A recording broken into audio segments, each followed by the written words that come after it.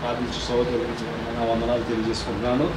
అయితే పిల్లలు అందరాలు నిలబడింది కానీ మరి సమయాన్ని వాక్యం దిద్దాం పిల్లరా. ఆ దేవుని సేవకులు ఆ మధ్యలో ఉన్నారు పాస్టర్ ముచ్చని గారు, మరి ఆయన వాక్యం అందిస్తారు పిల్లరా. మీకు అందరూ కూడా ఆమె చెప్తూ మరి వాక్యానికి ఆమె చెప్పండి, మరి ఖచ్చితంగా విలువబడండి పిల్లరా.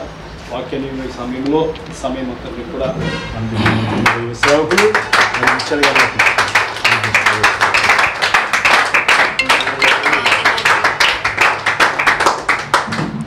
దేవునికి స్తోత్రం కలుగును గాక. క్రీస్తునందు ప్రియమైన సోదరి సోదరులందరికీ కూడా మన ప్రభువైన యేసుక్రీస్తు నామములో నా ప్రత్యేక వందనాలు తెలియజేస్తున్నాను. ఈ సమయంలో అందరూ అలా నిలబడి ఉంటుండగానే దేవుని వాక్యములో నుండి కొంత భాగం మనం చదువుకుందాం. రాజుల మొదటి గ్రంథము 19వ అధ్యాయము. రాజుల మొదటి గ్రంథము 19వ అధ్యాయము మొదటి నుండి కొన్ని వచనాలు మనం చదువుదాం.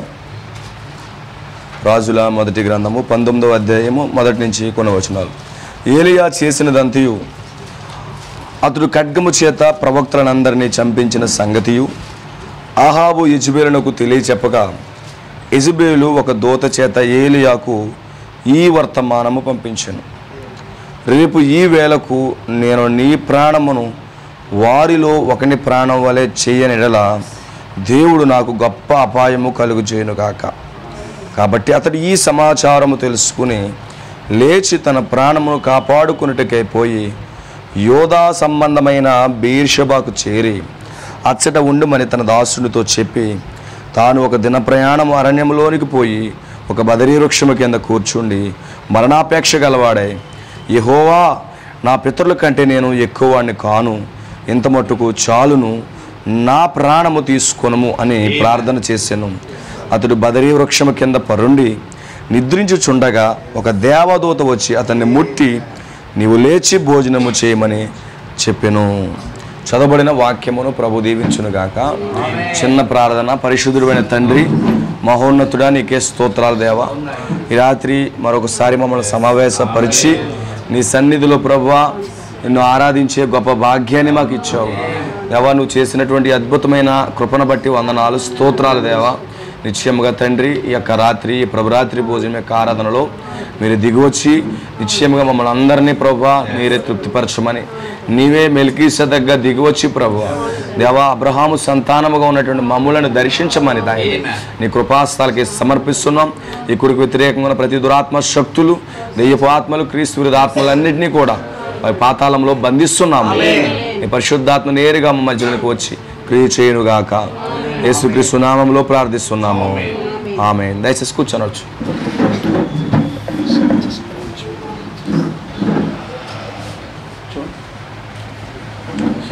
దేవునికి మహిమ కలుగును గాక. సంతోషం మరొకసారి మీ మధ్యలో ఉండడాన్ని బట్టి నేను దేవుని స్తుతిస్తూ ఉన్నాను. దేవునికి మహిమ కలుగును గాక. హల్లెలూయా. ఎంతమంది సంతోషంగా ఉన్నారు? ఎక్కడైతే ఇద్దరు లేక ముగ్గురు నా నామములో కూడి ఉంటారో, ఏ నామం అది? ప్రభువైన యేసుక్రీస్తు నామములో కూడి ఉంటారో నేను వారి మధ్యలో ఉంటానని చెప్పాడు ఆయన. అయితే ఈరోజు ఆయన మన మధ్యలో లేకపోతే ఆయన ఒక అబద్ధికుడిగా మిగిలిపోతాడు. ఆమె అయితే ఆయన ఉన్నాడని మాత్రం నేను నమ్ముతున్నాను. ఆయన అబద్ధికుడు కాదు. హల్లెలూయా. ఆయన అబద్ధికుడు కాదు. ఆయన తన ప్రజల మధ్యలో ఎల్లప్పుడూ ఉండే దేవుడై ఉన్నాడు. దేవుడికి స్తోత్రం కలుగునుగా. సో ఇక్కడ మనం చదువుకున్నటువంటి లేఖన భాగంలోని కొన్ని విషయాలు మాట్లాడి మనము తదుపరి కార్యంలోకి మనం వెళ్దాం. దేవుడు మిమ్మల్ని అందరినీ దీవించునుగాక. మీరు అందరూ బాగున్నారని నమ్ముతున్నాను. నేను ప్రార్థిస్తున్నారా? పరిచర్య కొరకు విశ్వాసంతో ప్రార్థిస్తున్నారా? దేవుడు కార్యము చేయాలని, ఈ పరిచయం దేవుడు ఇంకా బలపరచాలని, ఈ పరిచర్య కోసం ఉపవాసం ఉంటున్నాం అన్న వాళ్ళు చేతులు ఎత్తండి. ఉపవాసం ఉండి ప్రార్థిస్తున్నాము. సంఘంలో పెట్టేది కాదు, వ్యక్తిగతంగా. అయితే మేము కుటుంబ ప్రార్థనలో చేస్తున్నాము, లేకపోతే ఒంటరిగా రోజుకు ఒక గంటైనా పరిచర్య కోసం ప్రార్థిస్తున్నా అన్న వాళ్ళు ఉన్నారా? ప్రార్థించాలి. ప్రార్థించకపోతే దేవుడు ముందుకు తీసుకువెళ్ళడు. ఎందుకంటే ప్రార్థన పరిచర్య ముందుకు తీసుకువెళ్ళేది. ప్రార్థన లేకుండా ఏ కార్యాలు జరగవండి. అందుకే ప్రార్థించండి. పాస్టర్ గారు చూసుకుంటాడు అనుకోవడం అనేది తప్పది. పాస్టర్ గారు చూసుకుంటాడు, మనకేంటి చచ్చుకొచ్చి వెళ్ళిపోదాం, మనకు కలిగి ఉన్నది ఏది ఇచ్చేద్దాము అనుకోవడం తప్పు. మన వంతు ఖచ్చితంగా సంఘం కొరకు మనం ప్రార్థించాలి. ఎందుకంటే చివరి గడియల్లో మనం ఉన్నాం, చివరి గడియలో జీవిస్తూ ఉన్నాం. ఖచ్చితంగా మనం ప్రార్థించే ప్రజలుగా ఉండాలి. చూడండి, పరిశుద్ధ గ్రంథంలో దానియేలు ఉన్నాడు. అతను యెరూషలేము నుండి బబులోనుకు కొనిపోబడ్డాడు. అలాగే షద్రకు మరియు మేషక్ అబేద్నెగోలు ఉన్నారు. వాళ్ళు కూడా బబులోను చెరకు వెళ్ళిపోయారు. అక్కడ వారు నలుగురే ఉన్నారు, బాగా భక్తి చేసేటోళ్ళు నలుగురే ఉన్నారు. వాళ్ళు ఎల్లప్పుడూ దేవునికి ప్రార్థిస్తూ, ఏదో పెద్ద జనాంగం ఉంటే ఏదో జరుగుతుంది అనుకోవద్దు. ఎప్పుడు కూడా దేవుడు ఆయన సామాన్యతలోనే పని చేస్తాడు, సామాన్యతలోనే క్రియ చేసే దేవుడు. ఆమె ఆయనకి జనాలతో పని ఉండదు, ఆయన కార్యాలు చేయడానికి జనాలతో పని ఉండదు. ఆయన తన కార్యాలను ఎవరైతే ఆయన పట్ల విశ్వాసం ఉంచుతున్నారో వారి మధ్యలో దేవుడు చేసుకుంటూ వెళ్ళిపోతాడు. జనసంఖ్య జనాభా మనుషులు కావాలి, కానీ దేవుడికి అది అవసరం లేదు. దేవుని ప్రవక్త అంటాడు, ఒక వ్యక్తి సమర్పించుకున్నట్లయితే, ఒక వ్యక్తి పరిపూర్ణంగా అప్పగించుకున్నట్లయితే ఆ వ్యక్తి ద్వారా ప్రపంచాన్నే షేక్ చేస్తారని చెప్పి. సో అలాంటి దేవుడు మనం సేవిస్తున్నాం. అందుకే మనం సరిగా ప్రతిష్ఠింపబడినప్పుడు దేవుడు అద్భుత కార్యాలను మనం చూడగలుగుతాం. సంపూర్ణంగా సమర్పించుకోవాలి, యథార్థంగా సమర్పించుకోవాలి. యథార్థంగా నువ్వు సమర్పించుకున్నప్పుడు నీ ద్వారా అనేక అద్భుతాలు, అనేక సూచక్రియలు దేవుడు చేసుకుంటూ వెళ్తాడు. హల్లెలూయా. ఆ నలుగురు వ్యక్తులే వాక్యపక్షంగా నిలబడ్డారు. ఆ నలుగురు వ్యక్తుల్లోనే అవసరమైతే వాక్యం కోసం అగ్నిగుండంలోకి వెళ్ళారు. ఆ నలుగురు వ్యక్తులే రాజీ పడకుండా బ్రతికారు. ఆమె ఈరోజు నిజంగా మనకి ఇంకా వాళ్ళ సపోర్ట్ వీళ్ళ సపోర్ట్ అనుకుంటాం, కానీ మనకు ఎవరి సపోర్ట్ అక్కర్లేదు. దేవుని వాక్య సపోర్ట్ ఎల్లప్పుడూ ఉండాలి. అది ఆ వాక్యముతో మనం నిలబడినప్పుడు ఎలాంటి శత్రునైనా మనం జయించేస్తాం. హల్లెలూయా. సో ఇక్కడ మనం చూసినట్లయితే ఇక్కడ ఏలియా ఉన్నాడు. ఏలియా ఈ యొక్క 17వ అధ్యాయంలో అతను రంగం మీదకి వస్తున్నట్టుగా మనం చూడగలుగుతూ ఉన్నాము. ఏలియా 17వ అధ్యాయంలో వస్తూ ఉన్నాడు. మన దేవుడి ప్రవక్త అన్నాడు, ఆ ఏలియా వచ్చే సమయంలోనికి మతము రాజకీయం ఐక్యమైంది అన్నాడు. అంటే మతం అంటే ఆ యొక్క ఇజ్రాయిల్ ఆహాబు, అలాగే రాజకీయము క్షమించండి ఆహాబు రాజకీయము, అలాగే మతము యెజబేలు, ఇవన్నీ కూడా ఏకమైపోయినట్టు కాలంలో మన ఆ యొక్క ఏలియా వస్తున్నాడు. ఎంత మిక్స్ అయిపోయింది. ఎలా పడితే అలా ఇజ్రాయెల్ దేశం ఉంది, ఎలా పడితే అలా ప్రజలు నడుస్తూ ఉన్నారు. అలాంటి సమయంలో, రాజకీయం చెడిపోయిన సమయంలో, అలాగే మతము చెడిపోయిన సమయంలో, వాళ్ళ ఇష్టానుసారమైన జీవితాలు జీవిస్తున్నటువంటి ఆ సమయంలో దేవుడు ఏలియాని రంగం మీద పంపించాడు. ఆ యొక్క ఏలియా ఎక్కడ వస్తున్నాడు? రాజుల గ్రంథము 17వ అధ్యాయంలో వస్తున్నాడు. 10 + 7 17 అయి ఉన్నది. సో ఈ కాలంలో కూడా ప్రకటన 17లో ఒక ఏలియా ఆత్మ కలిగిన వాడు వస్తూ ఉన్నాడు. ఎందుకు వస్తున్నాడు? ఆయన ఒక ఉజ్జీవం తీసుకురావడానికి, ఒక శక్తిని ఇవ్వడానికి వస్తున్నాడు. ఆయన ఒక అభిషేకం ఇవ్వడానికి వస్తున్నాడు. దేవుని వాక్య పక్షంగా నిలబడడానికి వస్తున్నాడు. హల్లెలూయా. దేవుని వాక్యం కొరకు బ్రతకడానికి వస్తున్నాడు. వాక్యం ఇంకా సజీవంగానే ఉంది అని రుజువు చేయడానికి వస్తూ ఉన్నాడు. ఈరోజు గమనించండి, మనం ఎవరమో తెలుసా? ఈరోజు భూమి మీద వాక్యము సజీవంగా ఉంది. ఈరోజు భూమి మీద దేవుడు సజీవంగా ఉన్నాడు అని రుజువు చేయడానికే మనం పుట్టాము. వాక్యము ఇప్పటికే చంపేస్తా ఉన్నారు. అందుకే ప్రవక్త అన్నాడు, పరిశుద్ధాత్మను బంధిస్తున్నారట. కానీ మన పుట్టుక ఎందుకో తెలుసా? వాక్యము సజీవంగా ఉంది, దేవుడు సజీవంగా ఉన్నాడు. ఆ సజీవుడు ఇలాంటి సజీవుల మధ్యలో జీవిస్తున్నాడు అని రుజువు చేయడానికే దేవుడు మనల్ని తీసుకొని వచ్చాడు. హల్లెలూయా. మనల్ని ఎందుకు తీసుకొచ్చాడు? ఆయన మనం సజీవులను చూపించడానికి తీసుకొచ్చాడు. ఆయన సజీవుడని చూపించడానికి తీసుకొచ్చాడు. ఈరోజు నిజంగా ఇలాంటి కాలంలో మనం పుట్టినందుకు మనం ధన్యులమై ఉన్నాము. సజీవుడైన దేవుణ్ణి మనము ప్రదర్శించవలసిన వారుగా ఉన్నాం. సజీవుడైన దేవుణ్ణి మనము చూపించవలసిన వారుగా ఉన్నాం. మన దేవుడు చనిపోయిన దేవుడు కాదు. ఆమేన్. మన దేవుడు జీవిస్తున్న దేవుడు, మన దేవుడు బ్రతుకుతున్న దేవుడు. ఎక్కడ బ్రతుకుతున్నాడు ఆయన? ఎక్కడ బ్రతుకుతున్నాడు? ఆయన తన ప్రజల మధ్యలో బ్రతుకుతా ఉన్నాడు. లోకంలో కాదు ఆయన బ్రతికేది, ఆయన నిజమైన తన సంఘంలో బ్రతుకుతున్నాడు. ఓ సంఘ సంస్థల్లో కాదని బ్రతికేది, ఓ లేకపోతే రాజకీయాల్లో కాదని బ్రతికేది, లేకపోతే ఫెలోషిప్ల్లో కాదని బ్రతికేది. ఆయన సొంత ప్రజలు, ఆయన ఎన్నుకున్న ప్రజల మధ్యలో ఆయన జీవిస్తూ ఉన్నాడు. ఎవరో ఎన్నుకున్న ప్రజలు? ఈరోజు అది మనమై ఉన్నాము. ఆమేన్. ఆయన సజీవంగా ఎక్కడున్నాడంటే ఈరోజు మన మధ్యలో చూస్తున్నారా సజీవుణ్ణి? ఆమేన్. సజీవుని చూస్తున్నారా? సజీవుడు కార్యాలు చూస్తున్నారా? మన దేవుడు చనిపోయిన దేవుడు కాదు. మన దేవుడు ఆమేన్ కదలకలేని దేవుడు కాదు. ఆయన కదులుతున్న దేవుడు. Is a moving God. ఆయన కదులుతున్న దేవుడు. ఆయన కదులుతున్నప్పుడు ఆయన వధువు కూడా కదులుతుంది, ఆయన ప్రజలు కూడా కదులుతారు. ఒక చోట ఉండిపోరు, ఒక చోట బిగిసిపోరు. ఆయన వాక్యంతో పాటు కదులుతూ ఉంటారు. ఎంతబోతుందండి? కదిలే ప్రజలుగా ఉన్నారా? కదిలే ప్రజలుగా దేవుడు మిమ్మల్ని దీవించును గాక. సో ఇక్కడ ఏలియా కాలంలో ఏలియా రంగం మీదకి వస్తున్నాడు. ఎందుకంటే అప్పటికే ఆరాధన చెడిపోయింది. అప్పటికే ప్రజలు భయపడి తిరుగుతున్నారు. అప్పటికే 7,000 మంది యెహోవాను నమ్ముతున్నా దాక్కుని బతుకుతున్నారు. ఆమేన్. దాక్కుంటూ బతుకుతున్నారు. ఎందుకంటే మేము దేవునికి సంబంధించిన వాళ్ళము, మేము వాక్య సంబంధులము, మేము నిజమైన సత్యమును కలిగి ఉన్నాము అని చెప్పడానికి భయంతో బ్రతుకుతున్నారు. కానీ ఏలియా వచ్చింది ఎందుకో తెలుసా? మీరు 7,000 మంది మీరు భయపడితే నేను ఒక్కనే ధైర్యంగా నిలబడతాను అని ఏలియా ఒక్కడో వస్తున్నాడండి. That is the spirit of Elijah. అది ఎలైజా స్పిరిట్. అదే దేవునికి స్తోత్రం కలుగును గాక. హల్లెలూయా. ఈరోజు మనం ధైర్యంతో నింపబడాలి, వాక్యముతో నింపబడాలి, వర్తమానంతో నింపబడాలి. మనం దేవుణ్ణి చూపించాలి. నాతో దేవుడు ఉన్నాడని మనం కనపరచాలి. ఎక్కడికి వెళ్ళు, ఏ ఊరు వెళ్ళు, ఏ స్థలానికి వెళ్ళిపో, దేవుడు నాతో ఉన్నాడు, ఈ ప్రజలతో దేవుడు ఉన్నాడు అని చూసేటట్టుగా నువ్వు ఉండాలి. ఆమేన్.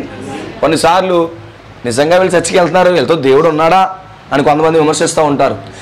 ఎందుకంటే మనం ప్రదర్శించాం కనుక. చాలామంది అంటుంటారు, గుడికి వెళ్తున్నావు కదా, పైగా వర్తమానం అంటున్నావు కదా, నువ్వు ఇలా ఉన్నావేంటి, రకరకాలుగా అంటారు. సో ఇది మనకొద్దు. ఎవరైనా చూస్తే చెప్పాలి, ఇతనితో దేవుడు ఉన్నాడు, ఈమెతో దేవుడు ఉన్నాడు, ఈ సహోదరితో దేవుడు ఉన్నాడు, ఈ సంఘంలో దేవుడు ఉన్నాడు అని ప్రజలు గుర్తించాలండి. గుర్తిస్తారా? గుర్తించాలి వద్దా? మాట్లాడతారా? మీరు మాట్లాడే వరకు ప్రసంగం ఆపన. ఇంకా దేవుడికి స్తోత్రం కలుగును గాక. హల్లెలూయా. మీరు బలహీనంగా ఉన్నా, నేను బలహీనంగా ఉన్నా. హల్లెలూయా. దేవుడికి స్తోత్రం కలుగును గాక. దేవుడు బలవంతుడు, మనము బలవంతులమే. అవునా? మనము బలవంతులమే, దేవుడు బలవంతుడే. ఆయన బట్టి మనము బలవంతులమే. హల్లెలూయా. నువ్వు ఎక్కడికి వెళ్ళు సహోదరుడా, వాళ్ళు గుర్తించాలి ప్రజలు, ఈ వ్యక్తితో దేవుడు ఉన్నాడు, ఈమెతో దేవుడు ఉన్నాడు. నువ్వు షాపింగ్కి వెళ్తున్నావా, అక్కడ నేను చూడాలి. నువ్వెక్కడున్నా నీ యొక్క జీవితాన్ని ప్రదర్శించాలి. హల్లెలూయా. ఇప్పుడు ఏలియా ఎందుకు రంగం మీదకి వస్తున్నాడో తెలుసా? గమనించండి. 17వ అధ్యాయంలో ఎందుకు వచ్చాడు ఆయన? అనేక మంది భయపడిపోతున్నారు భక్తి చేయడానికి, ఇబ్బంది పడిపోతున్నారు భక్తి చేయడానికి. నేను వర్తమానమే యెహోవాయే దేవుడు అని చెప్పుకోవడానికి భయపడిపోతున్నారు. ఆమేన్. ఎందుకంటే మొత్తం అంతా రాజీ పడిపోయింది, అంతా కూడా కప్పేశారు చీకటితో. ఈ చీకటి కప్పేసిన కాలంలో ఎక్కడ సంతోషం లేదు, ఎక్కడ ఆనందం లేదు. అలాంటి సమయంలో రంగం మీదకి వస్తున్నాడు ఏలియా. రంగం మీదకి వస్తున్నాడు. ఎక్కడికి వెళ్తున్నాడు తెలుసా? ఏలియా ఎవరి ద్వారా అయితే చీకటి వచ్చిందో, ఎవరి ద్వారా అయితే చీకటి ప్రారంభించబడిందో, ఎవరైతే చీకటి కలగడానికి కారణమయ్యారో వారింటికే నేరుగా వెళ్తున్నాడు. దేవునికి స్తోత్రం కలుగునుగా. ఎవరింటికి వెళ్తున్నాడు? నేరుగా. ఎవరి ద్వారా అయితే చీకటి వచ్చిందో, ఎవరి ద్వారా అయితే ఆ యొక్క మబ్బు కలిగించారో, ఆ మబ్బు కలిగించిన కుటుంబంలోనికి ఆ యొక్క గృహం దగ్గరికి వెళ్తున్నాడు. భయపడుతున్నాడా? నో భయం. ఎలాంటి భయం లేదు, ఎలాంటి పిరికితనం లేదు. హల్లెలూయా. ధైర్యం కలిగిన ఆత్మతో వెళ్తా ఉన్నాడు. ఆమేన్. శక్తి కలిగిన ఆత్మతో వెళ్తా ఉన్నాడు. ఈరోజు కూడా మనం శక్తి కలిగిన ఆత్మతో ప్రతి చోట నిలబడాలి. కొన్నిసార్లు మనకు అన్ని అనుకూలంగా ఉంటే ధైర్యం వచ్చేస్తుంది. కొన్నిసార్లు అనుకూలంగా లేకపోతే భయం వస్తుంది. Because of human nature. మన మానవ స్వభావాన్ని బట్టి మన చేతిలో డబ్బు ఉందనుకో బోల్ ధైర్యం వచ్చేది. డబ్బులు అయిపోతున్నాయి అనుకో, అయ్యి బాబు డబ్బులు అయిపోతున్నాయి, ఎలా బతకాలరా బాబు అని భయం వచ్చేస్తుంది. అవునా? హల్లెలూయా. మనకు అందరూ బంధువులు ఉన్నారనుకో, మనకు ఎంత భయము, బలము. బంధువులు అందరూ మన విడిచిపెట్టి వెళ్ళిపోతున్నారు అనుకో, అయ్యి బాబు నేను ఒంటరిని అయిపోయానని చెప్ప భయం. ఆమేన్. హల్లెలూయా. అందరూ మన పక్షంగా మాట్లాడుతున్నారంటే ధైర్యం, ఎవరో మన పక్షంగా మాట్లాడలేదంటే భయం. ఆమేన్. సో అదే మన నేచర్ అయిపోయింది, అదే మన స్వభావం అయిపోయింది. హల్లెలూయా. గుర్తుపెట్టుకొని ఒక క్రైస్తవుడిగా ఉన్నాం. ఇప్పుడు మనం ఏం చేయాలయ్యా? ఆమేన్. క్రైస్తవ జీవితాన్ని ప్రదర్శించడానికి రావాలి. ఈ తిస్బీడైన ఏలియా రంగం మీదకి వచ్చాడు.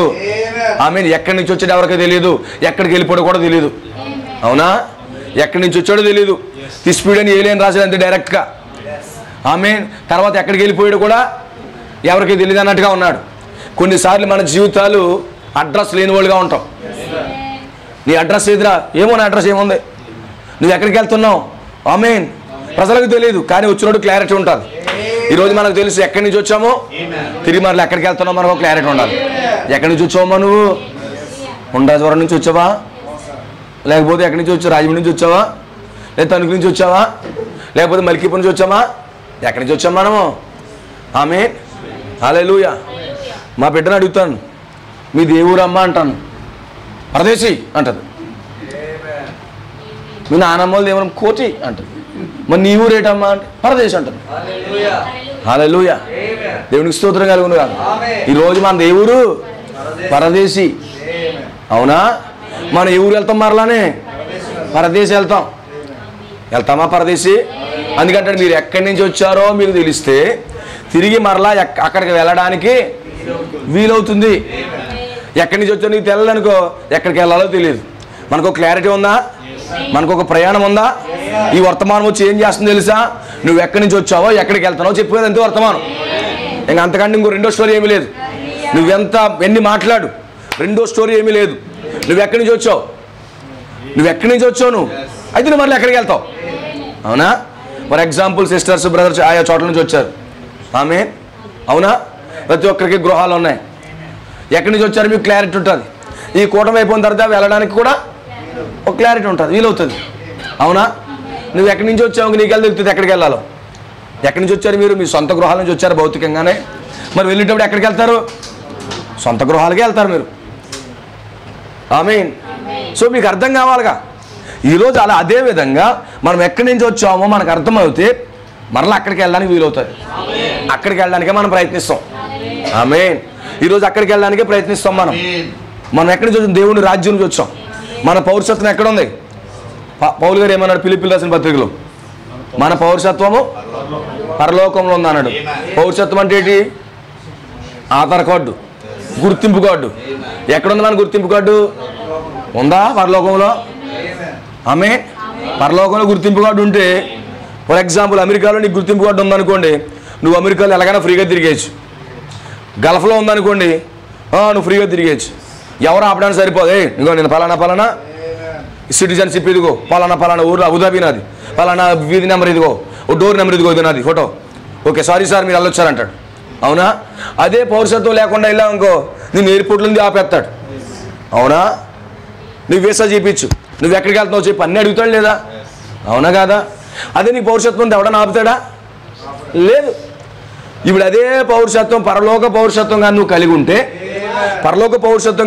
ఉంటే ఏ వ్యక్తి కూడా నిన్ను ఆపలేడు. నువ్వు ధైర్యంగా చెప్పుకోవచ్చు, అందుకే నా పౌరసత్వం పైన ఉంది. హల్లెలూయా. అందుకే పౌలు గారి కంటే యోధా పౌరసత్వం ఉందంట, రోమిల పౌరసత్వం ఉందంట. మళ్ళీ ఏమన్నాడు? ఫిలిప్పీయులకు రాసిన పత్రిక వచ్చేటప్పటికి రోమిలు కాదు, యోధా కాదు, మన పౌరసత్వం పైన ఉందన్నాడు. అవునా? ఉందా పౌరసత్వం పైన? అంటే అధికారం అక్కడే ఉంటుంది. దేవునికి స్తోత్రం కలుగును కాదు. పౌరసత్వం అక్కడ ఇల్లు ఉంటుందా నీకు, అక్కడ నీకు ప్రాపర్టీ ఉంటుంది, సమస్తం అన్నీ అక్కడ ఉంటాయి. దేవునికి స్తోత్రం కలుగును కాదు. హల్లెలూయా. అందుకే నువ్వు ఎక్కడి నుంచి వచ్చావో నీకు తెలిస్తే అక్కడికి వెళ్ళడానికి నీకు వీలవుతుంది అన్నాడు. ఇప్పుడు ఏలియా ఎక్కడి నుంచి వచ్చాడు ఎవరికి తెలియదు, కానీ ఏలియాకు తెలుసు. తిస్బీడైన ఏలియా, కానీ అతను ఎక్కడి నుంచి వచ్చాడు? దేవుని యొక్క సముఖం నుంచి వచ్చాడు. ఆమె. అతను ఎప్పుడైతే యోర్దాను దాటాడో మరలా ఆ యోర్దాను నుండి ఎక్కడి నుంచి వచ్చాడు అక్కడికి వెళ్ళిపోయాడు. ఈరోజు గుర్తుపెట్టుకో, నువ్వు ఎక్కడి నుంచి వచ్చావో నీకు అర్థమవుతే అక్కడికి వెళ్ళడానికే నువ్వు ప్రయాసపడతావు. ఆమేన్. గల్ఫ్ నుంచి నీ ఇండియా రావాల్సిందా, నువ్వు పాకిస్తాన్ వెళ్తావా? అక్కడే పేల్చేస్తాడు అల్ఖైదా అవడం నేను. అవునా కదా? హల్లెలూయా. సో ఇప్పుడు పరలోకం వెళ్ళవలసిన వాడు అయినా పాతాళ మార్గంలో వెళ్ళావనుకో, ఎవడొకడు పేల్చేస్తాడు నేను. అవునా కదా? వెళ్ళగానే అగ్నిగుండంలో నువ్వు కాలిపోతావు. సో అందుకే ఇక్కడ ఏలియా ఎక్కడి నుంచి వచ్చాడో ప్రజలకు తెలియకపోవచ్చు, ఏలియాకు తెలుసు. ఈరోజు మనం ఎక్కడి నుంచి వచ్చామో ప్రజలకు తెలియదు. పలానా ఊరి నుంచి వస్తున్నారేం పాస్టర్ గారు, లేదా పలానా ఊరి నుంచి వస్తుందేమి అనుకోవచ్చు. కానీ గుర్తుపెట్టుకోండి, మనం ఎక్కడి నుంచి వచ్చామంటే పరలోకం నుంచి వచ్చాము, తిరిగి మరలా అక్కడికి వెళ్ళిపోతాం మనము. ఆమేన్. ఎంతమందికి అర్థమవుతుంది? నువ్వు అక్కడి నుంచి వచ్చావు, అక్కడికి వెళ్ళబోతున్నామని బోధించడానికి ఇక్కడ పాస్టర్ ఉన్నాడు. దేవుడికి మహిమ కలుగును గాక. హల్లెలూయా. అప్పుడు ఏం చెప్తాడు? నిజమైన పాస్టర్ ఏం చెప్తాడు? ఈ భూమి మీద ఏది శాశ్వతం కాదమ్మా అని ఎందుకంటాడు? నీ పౌరసత్వం ఇక్కడ లేదు కాబట్టి. అవునా? ఇజ్రాయేలీ ప్రజలట జర్మనీ వెళ్ళిపోయారు, రష్యా వెళ్ళిపోయారు, ఆయా దేశాలకు వెళ్ళిపోయారు. వెళ్ళిపోయి వాళ్ళ దేశం ఏంటంటే ఇజ్రాయేల్ దేశం. కానీ ఎక్కడికి వెళ్ళిపోయారు? జర్మనీ వెళ్ళిపోయి అపార్ట్మెంట్ కొనేసి, డబ్బులు సంపాదించేసి, బంగారం సంపాదించేసి, జర్మనీ దేశస్తుల కంటే వీళ్ళే ధనవంతులుగా మారిపోయి ఇదంతా మాదే అనుకున్నారట. ఆమె ఇదంతా మాదే అనుకున్నారట. రాత్రికి రాత్రే వాళ్ళు కలిగి ఉన్న డబ్బు, ఆస్తి, బిల్డింగ్లు అంతా డబ్బు అంతా కూడా, ఒరే మీరు ఈ దేశపోలు కాదు, ఆమేన్, ఈ దేశపోలు కాదు, ఈ ఆస్తి అంతా మాదే లాగేసుకుని వాళ్ళు చంపడం మొదలు పెట్టారట. అవునా? అప్పుడు వాళ్ళు అర్థమైంది ఏంటంటే మా దేశం అది కాబట్టి అక్కడికే పోవాలని. ఈరోజు కొన్నిసార్లు ఏం చేస్తాడో తెలుసా? దేవుడు మన దగ్గర ఉన్న నేను లాగేస్తాడు. అవునా? మన దగ్గర ఏమీ లేకుండా చేసేస్తాడు. ఒక్కొక్కసారి మన రోగాలు తెచ్చేస్తాడు. అవునా? కొన్నిసార్లు ఈ భూమి మీద మనము విరక్తి పుట్టేటట్టుగా చేస్తాడు. ఇది మనకి శ్రేష్టమైన దేశం కాదని, ఇది మనకు అనుకూలమైన దేశం కాదని. ఆమె మనకేమనిపిస్తుంది అంటే దేవుడు వదిలేశాడేమనిపిస్తుంది. ఆమె గుర్తుపెట్టుకో, ఈ భూమి మీద దేవుడి రాజ్యాన్ని మర్చిపోయి నువ్వు ఇష్టానుసారంగా వర్ధిల్లిపోతున్నావు అంటే అర్థం పెట్టుకో, దేవుడు అప్పుడు వదిలేశాడు నిన్ను. ఎప్పుడు వదిలేశాడు?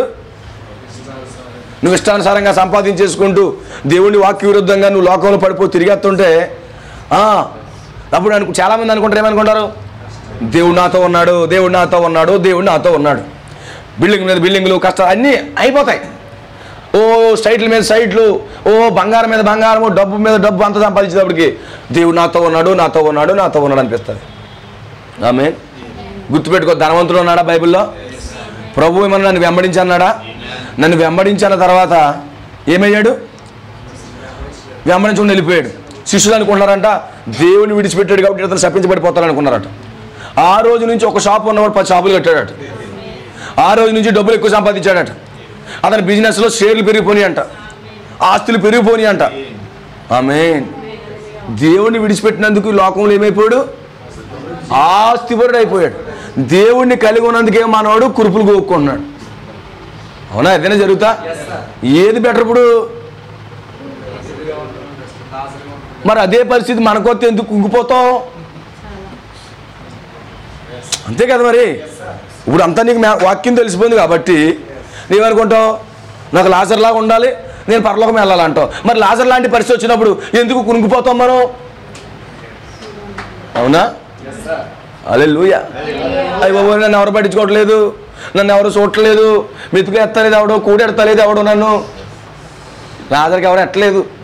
ఎట్టారా? ఏమన్నా గెంజేసి కూడా ఉన్నాడా? బట్టలు ఉన్నాయి అతనికి, పరిస్థితులు ఉన్నాయా? అన్నీ పాడైపోయాయి. ఆమె కానీ ధనవంతుడు ఏమయ్యాడు? దేవుడిని విడిచిపెట్టిన తర్వాత ఇతను ధనవంతుడు అయ్యాడు. దేవుడిని పట్టుకున్న తర్వాత ఏమతను పేదోడు అయిపోయాడు. ఈరోజు గుర్తుపెట్టుకోండి, పేదరికం అనేది శాపం కాదండి. డబ్బులు లేకపోవడం శాపం కాదండి. ఆస్తులు లేకపోవడం శాపం కాదండి.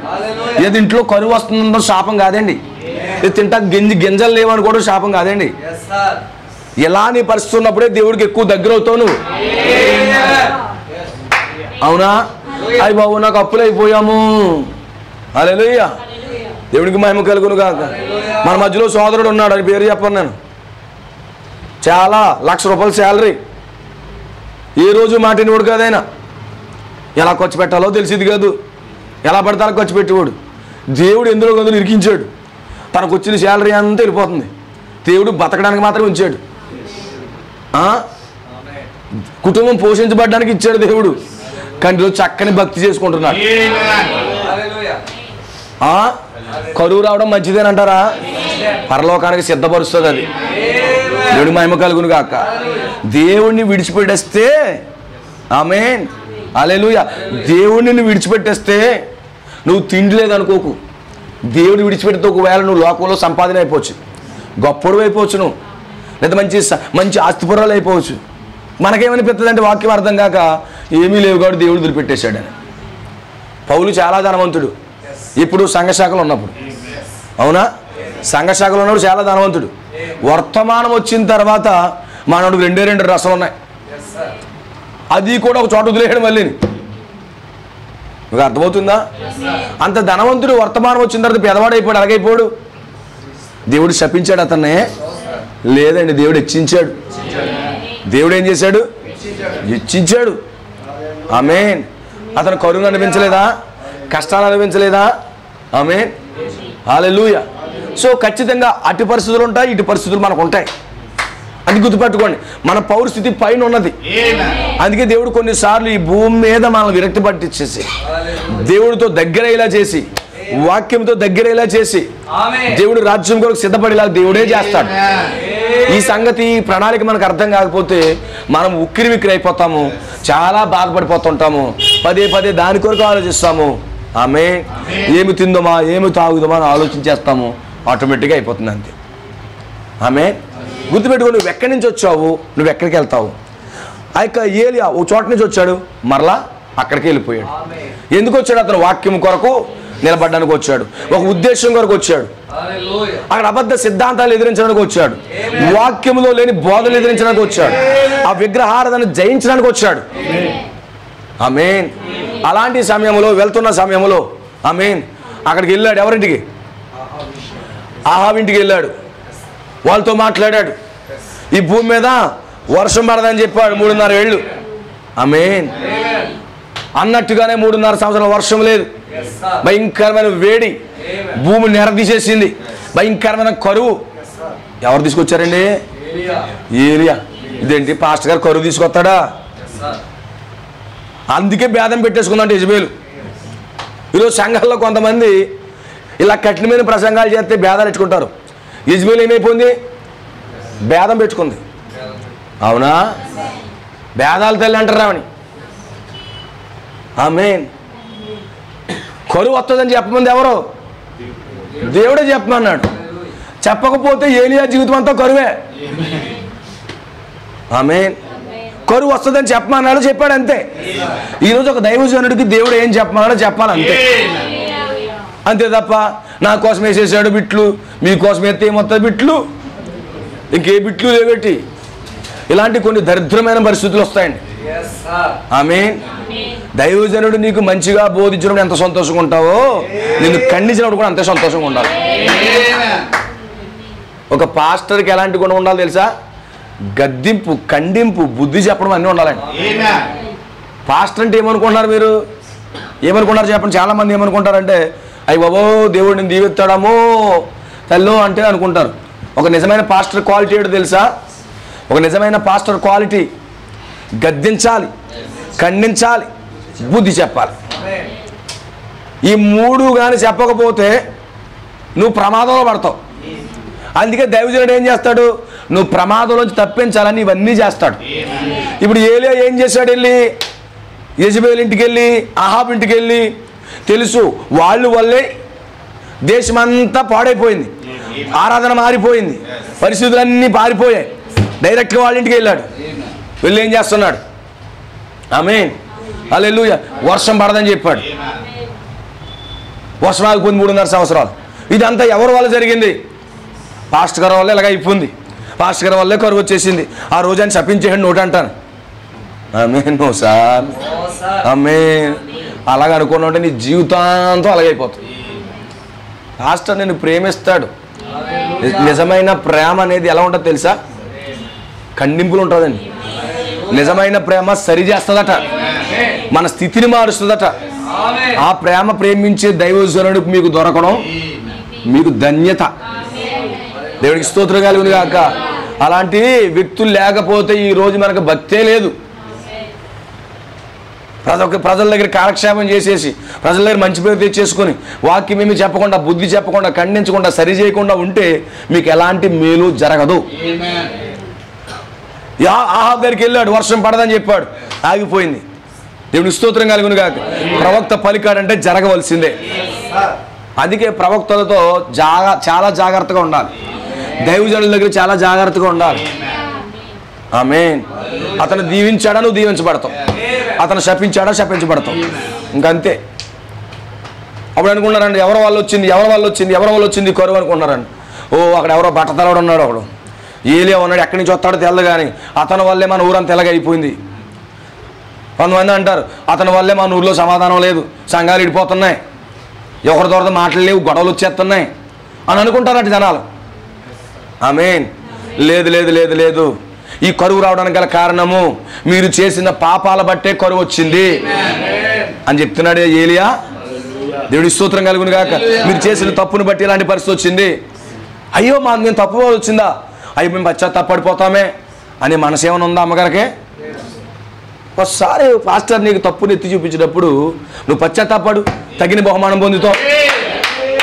నీ బహుమానం రావాలంటే, నువ్వు దీవించబడాలంటే నీ తప్పు ఎత్తి చూపించి నీ హృదయంలో ఉన్న పొరపాటుని ఎత్తి చూపించినప్పుడు నువ్వు పశ్చాత్తాపడు, రెట్టింపు దీవెన ఆశీర్వాదం పొందేస్తావు. ఇంక అందులో తిరుగులేదు సోదరుడా. హల్లెలూయా. దానికి పశ్చాత్తాపడడం బదులుగా మాకు ఈయన వల్ల ఎలాగ అయిపోయింది, బుద్ధిహీనత అండి అది. బుద్ధిహీనులు మాట్లాడతారు ఇతని వల్ల ఎలాగ అయిపోయింది, ఇతని ప్రసంగం వల్ల ఎలాగ అయిపోయిందంటే అది జరగదు అది. అప్పుడు ఏలి అన్నాడు నా వల్ల కాదు, మీరు చేసిన తప్పులు బట్టే దేవుడు ఎలా చేశాడు. కరువు రప్పించడం నా పని కాదు, కరువు రప్పించడం దేవుడి పని, అది నా వల్ల జరిగింది కాదు. హల్లెలూయా. అది నా వల్ల జరిగింది కాదు, మీ వల్లే జరిగింది, మీ తప్పుల వల్లే జరిగింది, మీ విగ్రహారాధన వల్ల జరిగింది, మీ పాపాల వల్ల జరిగింది అని చెప్పి చాలా చాలా గట్టిగా ఖండించాడండి. దేవుడికి స్తోత్రం కలుగునుగా. హల్లెలూయా. ఇప్పుడు ఏలియాకి ఆహారం కావాలి. ఇప్పుడు ఆమేన్. కరువు వచ్చేసింది, ఎక్కడ తిండి లేదు, ఎలాంటి పరిస్థితులు లేవు. ఇప్పుడు ఏం చేస్తున్నాడు ఏలియాని? ఎక్కడ తీసుకెళ్తాడు తెలుసా? ఇజ్రాయెల్ దేశంలో నుండి అన్య దేశాన్ని తీసుకెళ్తున్నాడు. ఎక్కడుంది ఆహారం ఇప్పుడు? ఆమేన్. అన్య దేశంలో ఉంది. సారేపతి దొరాల ఇంట్లో ఆహారం ఉంది. ఈరోజు ఆహారం ఎక్కడుందయ్యా? ఒక అన్యుల దగ్గర ఆహారం పెట్టాడు ఆయన. దేవుడి స్తోత్రం కలుగును గాక. ఆహారం అంటే ఏంటి? దేవుని చిత్తము. ఈరోజు వాక్యపు చిత్తాన్ని జరిగించేవారు అన్యులై ఉన్నారు. ఈరోజు మనమే దేవుని చిత్తాన్ని జరిగించే వాళ్ళము. ఇజ్రాయేల్ దేవుని చిత్తం చేయలేకపోతేనే ఇప్పుడు దేవుని చిత్తం చేసేవారుగా వాక్యం మన యొద్దకు వచ్చింది. నీకు అర్థమవుతుందా? ఈరోజు దేవుని చిత్తం ఎక్కడ జరగాలి? ఈరోజు మన దగ్గరే. ఏలియా వెళ్తే ఏలియాని వద్దన్నారు వాళ్ళు, ఏలియా వెళ్తే ఏలియాని తృణీకరించారు, దేవుని చిత్తాన్ని వాళ్ళు చేయలేకపోయారు. కానీ దేవుడి చిత్తాన్ని చేసేటటువంటి ఒక స్త్రీ ఉంది అక్కడ, ఒక వధువు ఉంది అక్కడ, ఏర్పాటు చేసుకున్న అమ్మగారు ఉన్నారు అక్కడ. అందుకే అన్నాడు ఏలియాతో అన్నాడు, ఆల్రెడీ ఒక స్త్రీని నీ కొరకు సిద్ధపరిచాను. ఈ వర్తమానం అంగీకరించే వారు కొంతమంది ఉన్నారు. నువ్వెందుకు నిరాశపడుతున్నావు? యెజబెల్ అంగీకరించలేదని, అహాబ్ అంగీకరించలేదని, ఇజ్రాయేల్ ప్రజలు అంగీకరించలేదని నువ్వు నిరాశ చెందుతావా? ఏలియా నీకు ఆహారం పెట్టడానికి, దేవుడి చిత్తాన్ని చేయడానికి ఒక స్త్రీ ఉన్నది అక్కడ, ఏర్పాటు చేయబడిన స్త్రీ ఉన్నది అక్కడ, ఏర్పాటు చేయబడిన అమ్మగారు ఉన్నారు అక్కడ. ఆ అమ్మగారి దగ్గరికి వెళ్ళండి, ఆ వధువు దగ్గరికి వెళ్ళండి అన్నాడట. హల్లెలూయా. కొంతకాలం కాకులతో తింటున్నాడంట ఆహారం. ఆమేన్. అనుకుంటే ఎంతకాలం మీ కాకులతో ఆహారం? దేవుడి స్తోత్రం కలుగును గాక. ఎంతకాలం మీ కాకుల ఆహారం అనుకున్నాడంటే ఏలియా. అప్పుడు ఏలియాని చూశాడు, అక్కడేమో కిద్రోని వాగులో నీళ్లు తాగుతున్నాడంట. హల్లెలూయా. ఏలియాకి ఎలాంటి కఠినమైన పరిస్థితి వచ్చింది అక్కడ. వాగులో నీళ్లు తాగుతున్నాడు, రోజు రోజుకి ఎండిపోతుంది. ఆమేన్. రోజు రోజు మొక్కలు ఎత్తుంది ఆమె. అలసట వచ్చేసింది. కొన్నిసార్లు మనకు బాధ వచ్చేస్తుంది, కొన్నిసార్లు మనం సరైన ఆహారం తీసుకోలేము, కొన్నిసార్లు మనకు పరిస్థితులు బాగోవు. చూస్తాడు ఆయన, నీకు సమృద్ధి గల స్థలంలో పంపిస్తాడు. నువ్వు కరువులో ఉన్నావా, నీకు సమృద్ధి కలిగిన స్థలంలో పంపిస్తాడు. దేవునికి మహిమ కలుగును గాక. ఏలియా చింతపడద్దు నువ్వు. ఏలియా యెజబెల్ తృణీకరించిందనో, అహాబు తృణీకరించాడనో, ఇజ్రాయేల్ ప్రజలు తృణీకరించారనో నువ్వు చింతపడకయ్యా. సమూయేలు ఈ సౌలు బట్టి ఎంతకాలం ఏడుస్తావు నువ్వు? ఏర్పాటు చేయబడినటువంటి ఒక దావీదు ఉన్నాడు నీ కొరకు, ఏర్పాటు చేయబడినటువంటి ఒక వధువు ఉంది నీ కొరకు అని చెప్పినప్పుడు సమూయేలు ఏడుపు ఆగిపోయింది. ఆమె ఏలియా బాధ ఆగిపోయింది. ఇప్పుడు ఏం చేస్తున్నాడండి? హల్లెలూయా. ఆ సారేపతని ఊరిలోకి వెళ్తున్నాడు ఆయన. సారేపత్ అనే గ్రామంలోకి వెళ్తున్నాడు ఆయన. అది కానాను ప్రాంతమై ఉన్నది, అది అన్యుల పట్టణమై ఉన్నది. హల్లెలూయా. ఏర్పాటు చేయబడినటువంటి వధువు ఉంది అక్కడ. అన్యులలో ఏర్పాటు చేయబడిన వధువు ఉన్నది, దేవుడి చిత్తము చేసే వధువు ఉన్నది. ఆ కుటుంబం ఎంత పెద్దదో చెప్పండి. కొడుకు తల్లి మాత్రమే. దేవుని చిత్తం చేసేవారు ఎవరు? కొడుకు తల్లి, కొడుకు తల్లి ఇద్దరే ఉన్నారు. సారేపతి ఊర్లో చాలామంది ఉన్నారు. సారేపతి అనే ఊర్లో చాలామంది ఉన్నారు, చాలా కుటుంబాలు ఉన్నాయి. కానీ దేవుడు ఆ కుటుంబాన్ని ఎన్నుకున్నాడు. ఆమేన్. ఇది సంతోషంగా లేదా? మీరు జీవిస్తున్నటువంటి గ్రామాల్లో అందరినీ దేవుడు విడిచిపెట్టి దేవుడు మిమ్మల్ని ఎన్నుకోవడం సంతోషంగా లేదా? దేవుడు మిమ్మల్ని ఏర్పాటు చేసుకోవడం సంతోషంగా లేదా? ఏలే వచ్చాడట. ఎక్కడుంది ఆమె? ఆమె ఖాళీగా ఏమీ లేదు. ఎక్కడికి వెళ్తుంది? పొల్లలేరు కూడా వెళ్తుంది. మన ప్రవక్త ఏమన్నాడు తెలుసా? ఏంటా పొలలో? సిలువు నేర్చుకోవడానికి వెళ్తా ఉంది. సిలువు నేర్చుకునే స్త్రీ ఉంది ఇక్కడ. ఓ సిలువుని ఎత్తుకుని మోసే స్త్రీ ఉందా? సిలువుని మోసే స్త్రీ ఉందా? ఈ రోజు సిలువుని మోసే ప్రజలు ఉన్నారు ఎక్కడ? వాక్యాన్ని మోసే ప్రజలు ఉన్నారు ఎక్కడ అనుకున్నాడు. సిలువు మోస్తుంటే చూసాడంట. ఎస్, ఈమై ఉంటుంది. ఆ కట్లు మోస్తా ఉందంట. ఈమై ఉంటుంది. ఈమెతో మనం మాట్లాడదాము.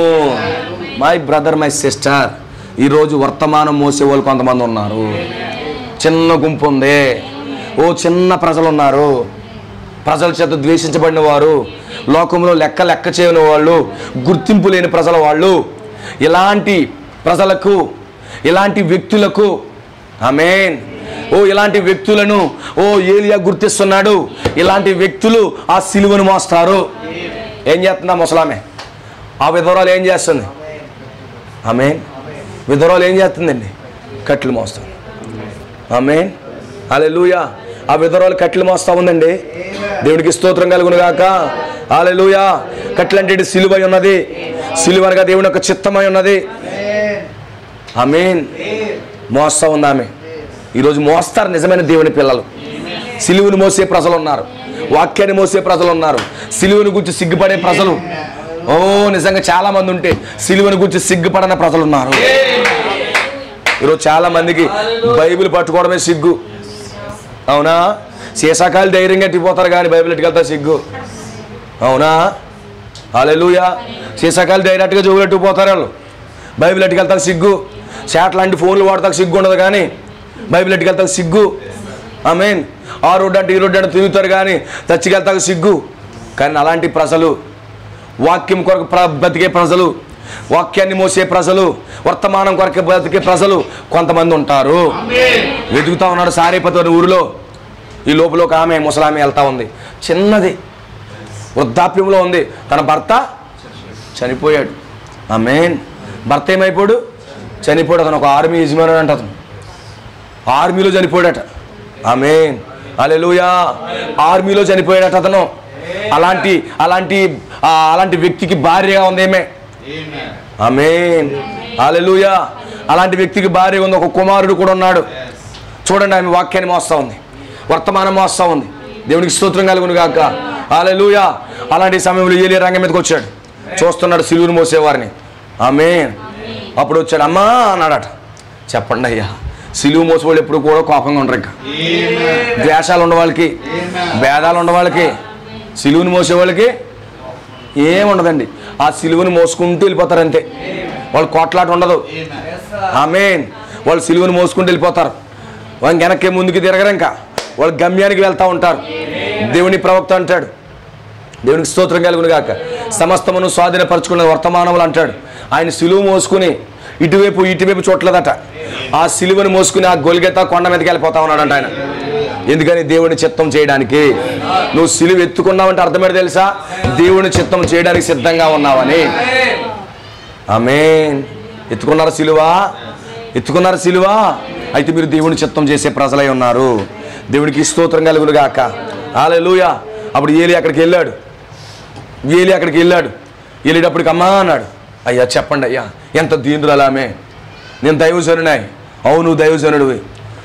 సేవకులంటే చాలా గౌరవము, సేవకులంటే చాలా మర్యాద, సేవకులంటే చాలా ప్రేమ, దురుసు ప్రవర్తన లేదు, తోలనాడడం లేదు. ఎంత దీనురాలామే. హల్లెలూయా. ఎంతో ప్రేమామే. ఏమన్నాడు? అమ్మా నాకు ఆహారం ఏమైనా ఉందా అన్నాడు. మీకు తెలుసా ఆహారం అంటే ఏంటో తెలుసా? ప్రవక్తల ఆహారం ఏంటి? ఆమేన్. దేవుని యొక్క ఆహారం ఏంటి? దేవుని చిత్తం చేయుటే. ఆమేన్. ఒక నిజమైన సేవకుడు యొక్క దాహం ఏంటో తెలుసా? ఆకలి ఏంటో తెలుసా? అయ్యో ప్రజలు దేవుని చిత్తం చెయ్యాలని. దేవుని చిత్తం చెయ్యాలనేది ఆకలి. ఆ రోజు సమరయ స్త్రీ ఆ బావి దగ్గర ఉన్నప్పుడు మేము భోజనం తెచ్చాం రమ్మంటే ఏమంటున్నాడు ఆయన? దేవుని చిత్తం చేయడమే నాకు ఆహారం అన్నాడు. అన్నాడా లేదా? ఒక నిజమైన దైవజనుడి యొక్క ఏంటి ఆహారం ఏంటి? దేవుని చిత్తం చేయటమే. ఇప్పుడు మీరు కూడా దేవుని చిత్తం చెయ్యాలి అనే దైవజనుడు కోరతాడు. ఏదో మీ దగ్గర దోసుకుని తినేలేనో లేదా ఏదో పొందేసుకోవాలని ఏదో ఉండదు. ఆమేన్. మీరు బాగుపడాలని, మీరు ప్రభు చిత్తం చేసి నిత్యత్వంలోకి వెళ్ళాలనే దైవజనుడు కోరిక కలిగి ఉంటుంది. ఈరోజు చాలామంది ఉన్నారు పాత సామెత ఉంది, బతకడానికి బడిపంతులని. అలాగే అయిపోయింది ఈరోజు. దేవుని స్తోత్రం కలుగునుగా. గుర్తుపెట్టుకోండి, ఈరోజు ప్రజలు దేవుని చిత్తం చెయ్యాలని, వాక్యం నెరవేర్చాలని మీ దగ్గర ఏమి ఆశించకుండా దూరం వస్తున్నాడు ఆయన. హల్లెలూయా. వాక్యం నెరవేర్చాలి, దేవుని చిత్తం మీ జీవితంలో జరగాలని ఆ కట్టెలు పట్టుకోవడం చూశాడు. ఈమె దేవుని చిత్తం చేస్తుంది. ఆమేన్. అందుకే అమ్మా అని పిలిచాడు. అయ్యా చెప్పండి అయ్యా, ఆకలేస్తుందమ్మా.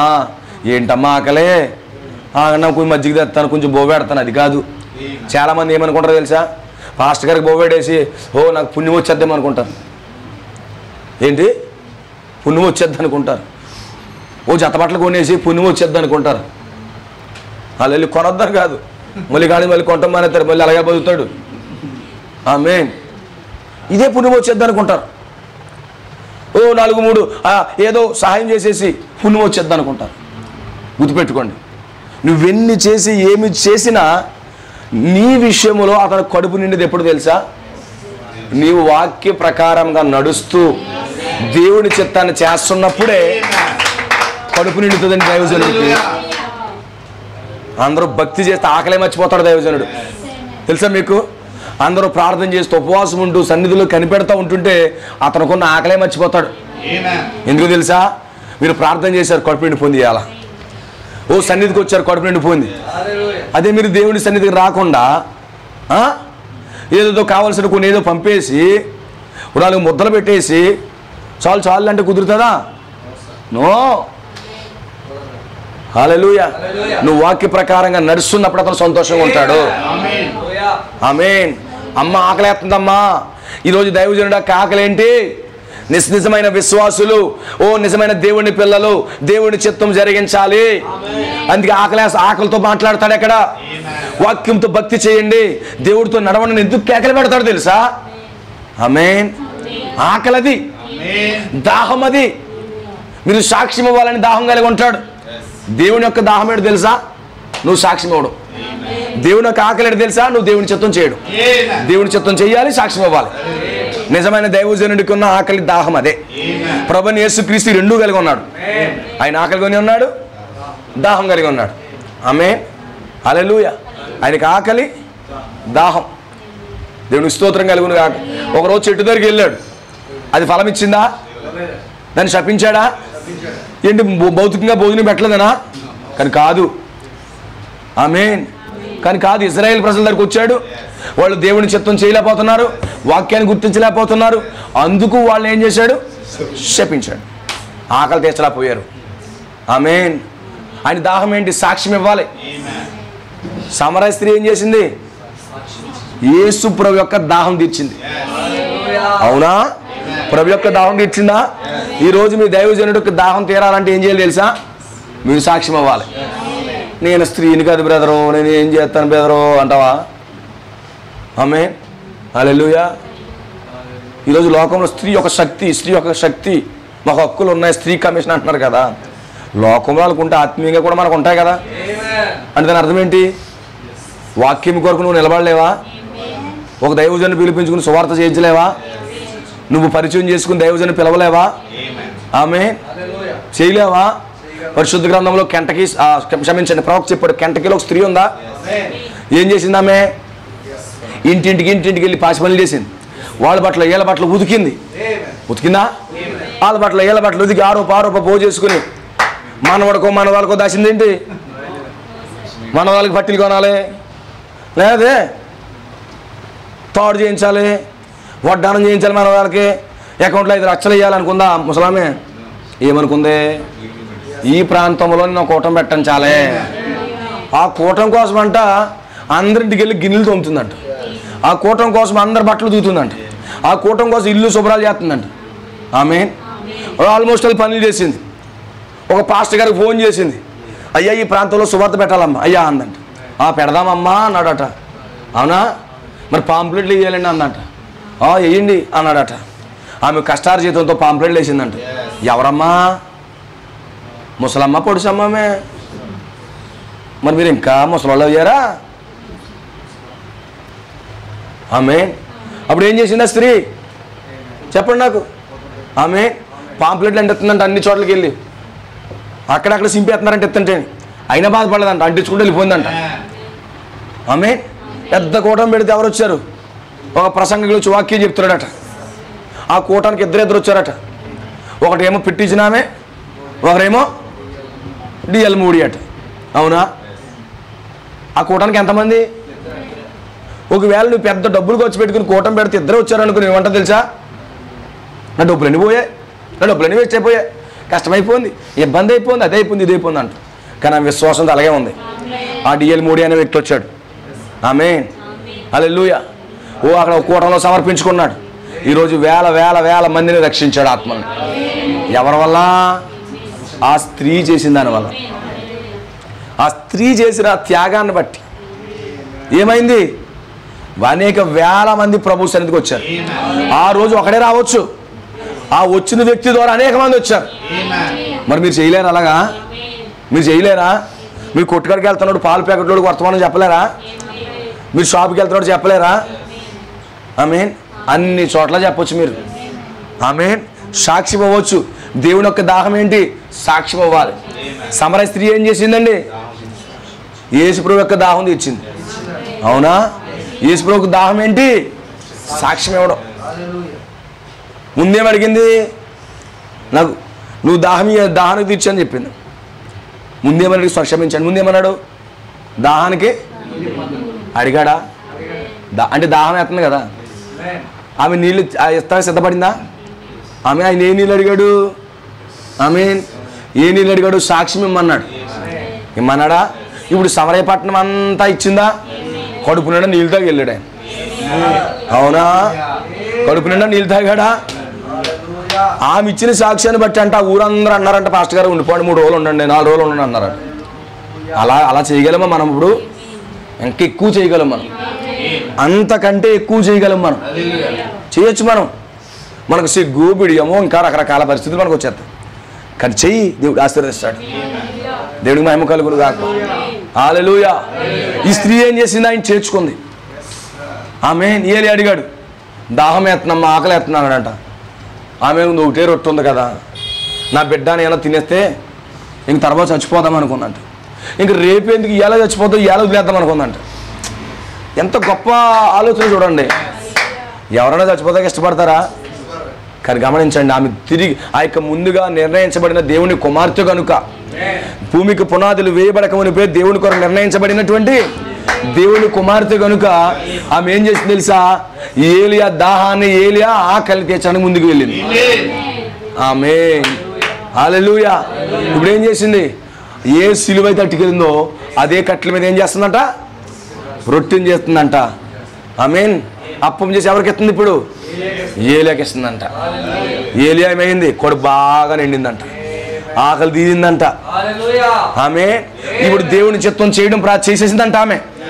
అప్పుడు ఏం చేస్తాడు ఏలియా? దీవించడం మొదలుపెట్టాడు. నీ ఇంట్లో ఇప్పుడు కూడా అయిపోదు, నువ్వు ఆగిపోదు, నీ జీవితం అంతా దేవుని చిత్తం చేస్తానుంటావు.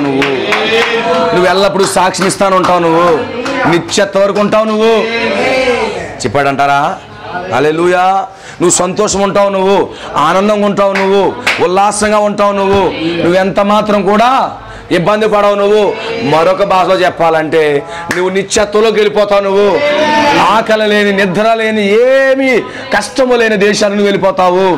నీకు కరువు అనేది రాదు అని చెప్పాడు. ఆమె తినటం మానేసి ఆ సేవకుడికి ఇచ్చిందంట. ఆ తర్వాత ఏమైంది? ఆవిడే తినటం మొదలెట్టిందంట. ఆమేన్, హల్లెలూయా. ఇప్పుడు ఏం చేస్తుంది? దేవుని చిత్తం చేయడం మొదలు పెట్టేసిందంట. దేవుని స్తోత్రం కలుగును కాదు. ఈరోజు మనం అదే చేయాలండి. ఈరోజు మన పాత్ర అదేనండి. మనం దేవుని చిత్తం జరిగించాలండి. ఎంతమందికి అర్థమవుతుందండి? దేవుడి చిత్తం మనం చేయాలండి. ఆయన ఆకలేంటి మనం తెలుసుకోవాలండి. ఆమేన్. ఒకరోజు దావీదుకి ఏంటి దాహం వేసింది, బెత్లెహేం నీరు తాగాలని. శిష్యులు చెప్తున్నాడు, నాకు బెత్లెహేం నీళ్లు కావాలన్నాడు. ఆమేన్. అప్పుడు శిష్యులు అన్నారు, ఇక్కడ తాగకూడదు ఎట్టి అన్నారు. అలాగా ఇంకెక్కడ దొరకట్లేదు ఎట్టి, కిన్లే బాటిల్ తప్ప ఇంకేం తాగడేమో అన్నాడా? ఆ బాటిల్ తాగాలేమో, టాటాయే తాగాలేమో, పూర్ నీళ్ళు తాగకూడదేమో. లేదు లేదు, నాకు ఆ నీళ్ళే కావాలి. ఆమేన్. నాకు ఆ నీళ్ళే కావాలి. అయ్యా మేము ఖచ్చితంగా నీకు నీళ్లు తెస్తాం, ఖచ్చితంగా నీకు నీళ్లు తెస్తాం, మీకు సాక్షులుగా ఉంటాం మేము. పట్టణ కత్తులు అన్నాడట. ఆమేన్. ఇద్దరు వ్యక్తులు 15 మైళ్ళు అంటే 29 కిలోమీటర్లు, 27 కిలోమీటర్లు కత్తులు ఎత్తుకుని, ఒకడేమో కొండ పట్టుకుని అడ్డొచ్చిన అందరిని నరుక్కుంటూ వెళ్ళి బెత్లెహేము నీరు తెచ్చి దావీదు దగ్గరికి తీసుకొచ్చారండి. ఈరోజు దేవుడి యొక్క దాహం ఏంటి తెలుసా? ఆమేన్. నీ యొక్క జీవిత సాక్ష్యమే దాహమై ఉన్నది. నీ జీవితం కొరకు ఆయన దాహం కలిగి ఉన్నాడు. నువ్వు ఇచ్చే సాక్ష్యం కొరకు ఆయన దాహం కలిగి ఉన్నాడు. ఎక్కడిస్తుందో సాక్ష్యం అంటే ప్రతి చోట సాక్ష్యం ఇవ్వాలండి, ప్రతి స్థలంలో సాక్ష్యం ఇవ్వాలండి. ఆమేన్. హల్లెలూయా. ఈరోజు మేము ఎక్కడికి వెళ్ళినా సాక్ష్యం ఇస్తాం, ఇవ్వాలి. పాలు ప్యాకెట్ ఉడుకోవాలన్నాడు, న్యూస్ పేపర్ ఉడుకోవాలన్నాడు, కిరాణా షాప్ ఉడికి సాక్ష్యం ఇవ్వాలట. వాళ్ళు రక్షించబడతారు, దేవుడు చూసుకుంటాడు. నువ్వు సాక్ష్యం ఇస్తూనే ఉండాలట. ఆమేన్. ఒకరోజు నేను రెస్టారెంట్కి వెళ్ళాను, ఫోన్ నెంబర్ ఎలాగ ఇవ్వాలో తెలియలేదు. ఏం చేసింది తెలుసా? టిష్యూ పేపర్ మీద రాసి ఇచ్చేసాను. యూట్యూబ్ ఛానల్లో వాక్యం అన్ని రాసి ఇచ్చేసాను, అందులో టిష్యూ పేపర్ మీద ఇచ్చేసాం. ఇవ్వాలి, ఎక్కడికి వెళ్ళినా సాక్ష్యం ఇవ్వాలి, వర్తమానం ప్రకటించాలి. అదే అని దాహము. నేను ఏదో చెప్పాలని ఏదో నడిపిస్తున్నాడు దేవుడు నన్ను. అవునా? నేను ఎక్కడ చదివానో ఎక్కడ మాట్లాడుతున్నా కూడా నాకు అర్థమవుతుంది.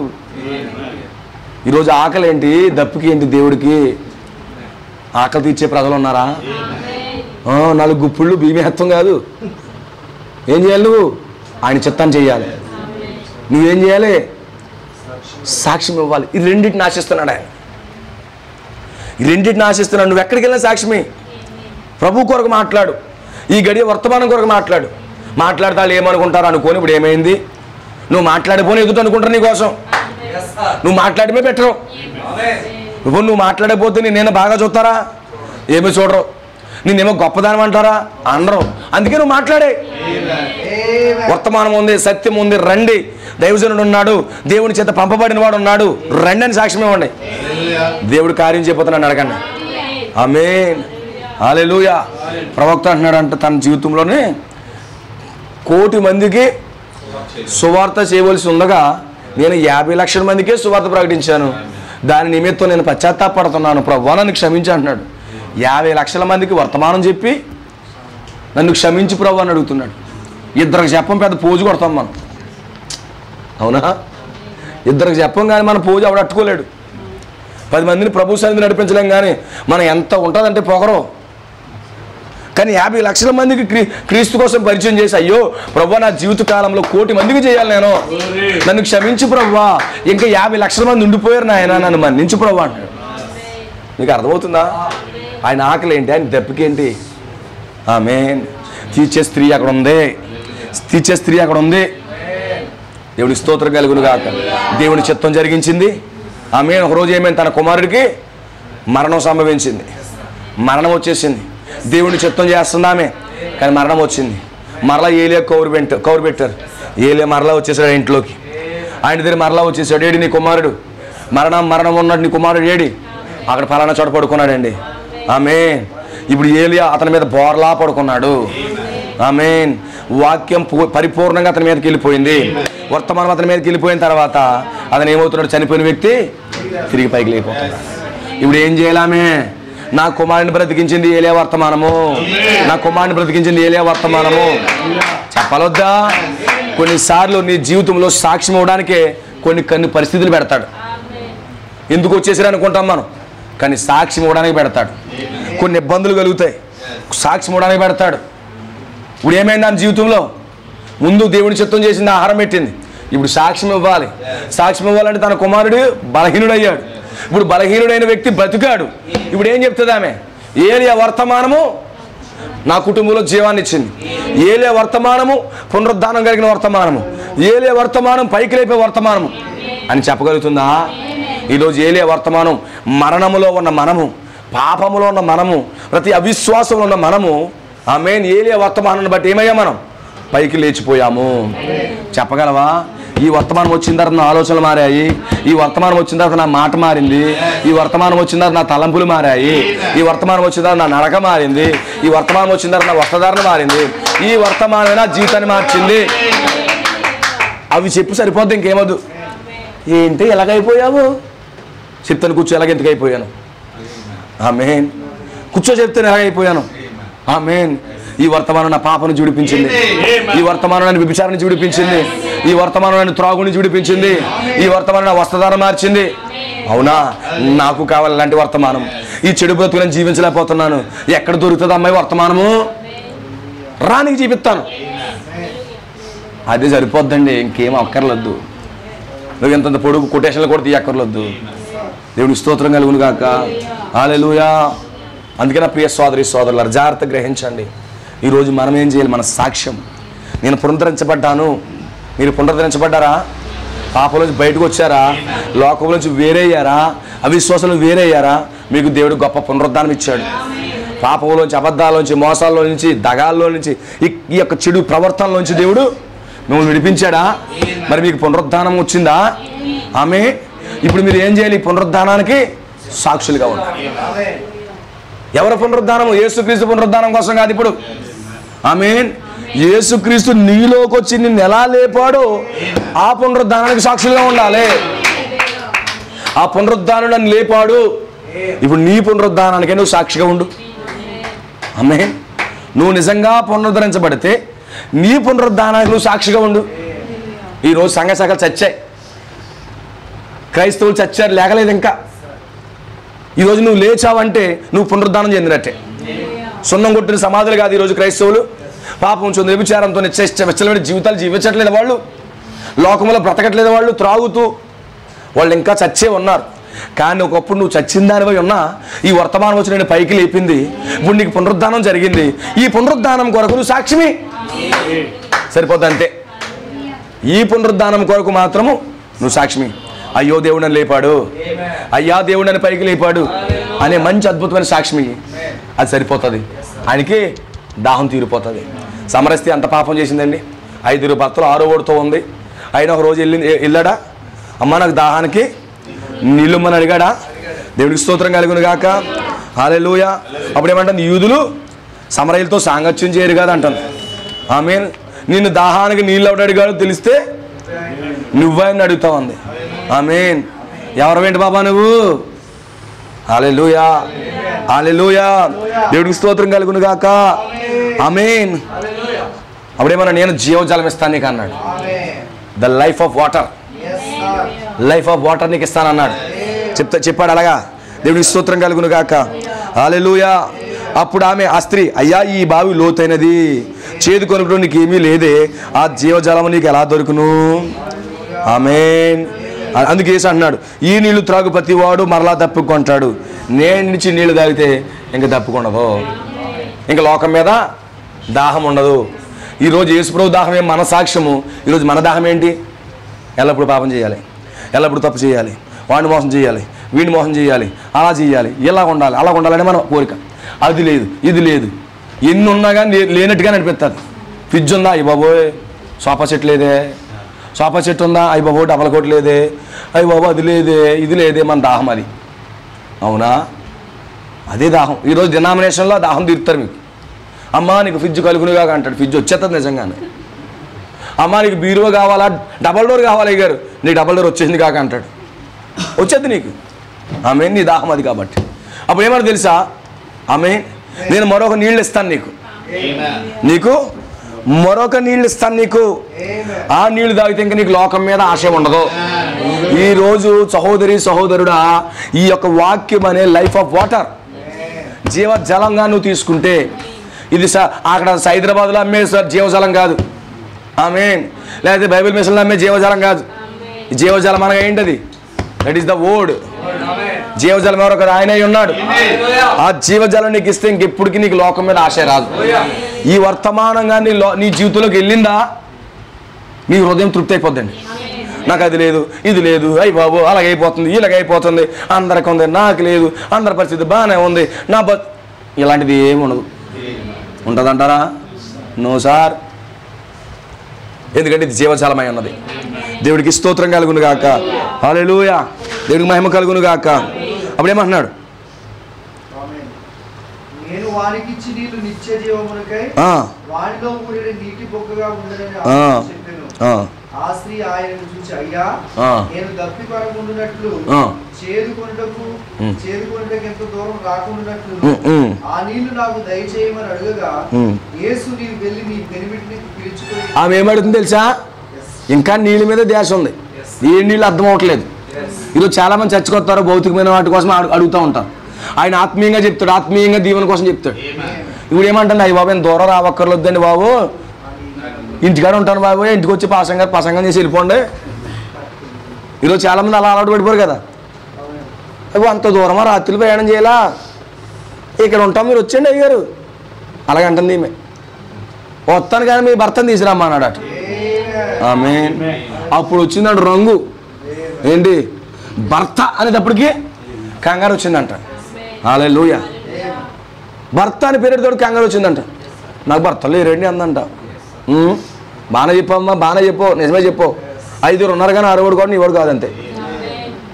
ఆమె అది ఎప్పటికి అయ్యి బాబు తేడా ఉందేంటి వ్యాపారం, లోపల చెప్పేస్తున్నాడేంటి. ఆమె ఎందుకంటే ఆమె కోరిక ఏంటి, ఆమె కోరిక ఏంటి, పాపం చేయడం ఆమె కోరిక. ఇప్పుడు ఆమె దాహాన్ని బయటెట్టేయాడు. ఇది నీ దాహం అని చెప్పాడు. నీ దాహం ఏంటి తెలుసా? ఇది నేను చెప్పే దాహం ఇంకొకటి ఉంది. నేను ఇచ్చే నీళ్ళు ఇస్తే నువ్వు ఎప్పటికీ దాహం ఉండదు, లోకం మీద ఆశ ఉండదు. ఆమేన్. హల్లెలూయా. నీకు లోకం మీద ఆశ, దాహం, దప్పికేముండదు. ఆమేన్ అని చెప్పాడు. దేవుడికి స్తోత్రం కలుగునుగా. అయ్యా నువ్వు మెస్ అయ్యవా? అవునమ్మా నేను మెస్. ఎవరికి చెప్పుకున్నాడు? ఒక వేశ్య స్త్రీకి నేను దేవుడిని అని చెప్పుకుంటున్నాడు. ఈరోజు అలాంటి తప్పులో ఉన్న వాళ్ళే వాక్యాన్ని నమ్ముతున్నారండి. నేను బాగున్నాను, నాకు ఎన్ని బాగానే ఉన్నాను వాడు నమ్మట్లేదు. ఆ రోజు పరిశుద్ధ జీవితం కలిగి ఉన్న పరిశీలి శాస్త్రులు ఆయన నమ్మలేదు. 6 భర్తలతో ఉన్న ఈమె వాక్యాన్ని నమ్మింది. ఇంకెప్పుడు ఇలాంటి బ్రతకొద్దమ్మా అన్నాడు. ఆమేన్. ఇలాంటి జీవితం జీవించొద్దు అన్నాడు. ఆమేన్. అయ్యా నీకు నేను జీవించనయ్యా, నీకు సమర్పించుకుంటానయ్యా నా జీవితాన్ని, నేను పూర్తిగా నీకు లోబడతానయ్యా. ఆమేన్ అని చెప్పింది. హల్లెలూయా. వెంటనే ఊర్లోకి వెళ్ళి ఏం చేస్తుంది? సాక్ష్యం ఇవ్వడం మొదలెట్టింది. అప్పుడు నీకు దాహం ఫుల్గా నీళ్ళు తాగేశాడు.